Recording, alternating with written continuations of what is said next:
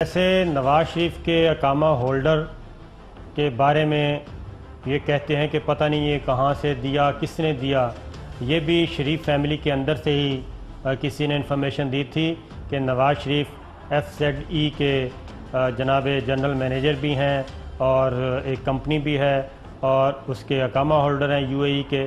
وہ اسی طریقے سے یہ چیزیں گھر کے اندر سے ہی آ رہی ہیں، یہ بات آپ کی صحیح ہے۔ لیکن بٹ جب جو ہوا ہے نا لاڑکانہ میں آخری سیشن، اعتزاز احسن صاحب بھی ادھر تھے، زرداری صاحب بھی، ساری پولیٹیکل لیڈرشپ، تو اس میں پیپلز پارٹی کی لیڈرشپ میں چودھری اعتزاز احسن کی اس بات کو زرداری صاحب نے، بلاول صاحب نے، باقی لوگوں نے ایڈمٹ کیا ہے کہ نواز شریف اور شہباز شریف نے پیپلز پارٹی کو، بلاول بھٹو کو مس یوز کیا ہے، ٹیشو پیپر کی طرح استعمال کیا ہے، ان سے ملاقات کی پہلے جیل میں اور اس ملاقات کے بعد فائدہ حاصل کرنے کی کوشش کی۔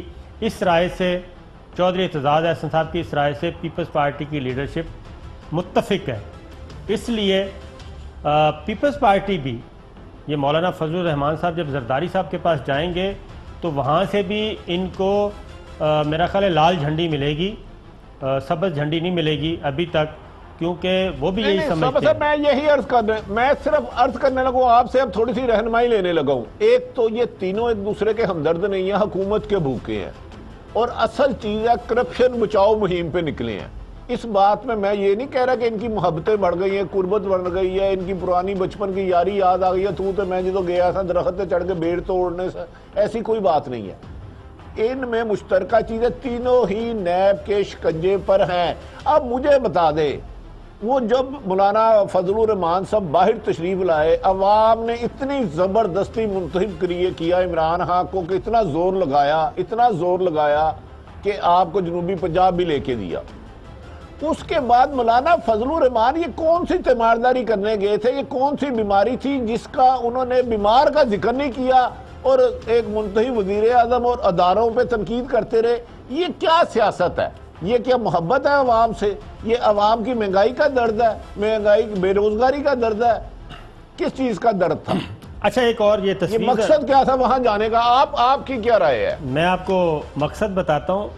نواز شریف صاحب نے ضمانت جو حاصل کی ہے، بڑے مرسی پیٹیشن پہ آ گئے تھے، وہ کی تھی کہ بہت زیادہ بیمار ہیں، بہت جلد برق رفتاری سے علاج چاہیے ان کو، ان کی صحت دن بدن تیزی سے گر رہی ہے، اور اگر کچھ ہو گیا، اگر وہ مر گئے، یہ میرے الفاظ نہیں ہیں، نہ بھٹی صاحب کے ہیں، یہ مسلم لیگ نواز کے ہیں، ان کے وکیل کے ہیں اور قریبی لوگوں کے ہیں، اور روزانہ ایک آتا تھا ٹویٹ کہ آج 5 انجائنا ہوئے، آج 4 ہو گئے، انہوں نے آوازیں دیں، کوئی سننے والا نہیں تھا۔